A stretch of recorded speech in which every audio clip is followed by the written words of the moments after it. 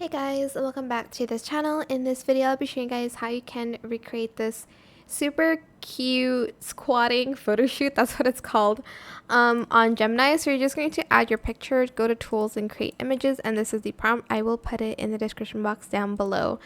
It's going to look super cute. Just trust me. It's going to be like you wearing a dress with a bow, and it's going to be super sleek and chic. So I'm just going to wait for this to be generated. Yes. This is what it looks like in the end. Super cute. And yeah, that is pretty much it really. I hope this tutorial was helpful for you guys. Don't forget to like, comment, share, and also subscribe to this channel if you haven't done that already. If you have any more questions about this video, just leave it in the comment section down below. I will try my best to answer them all for you guys. And if you found this video helpful, please click the thanks button as well. That is it. Thank you so much for watching. Bye.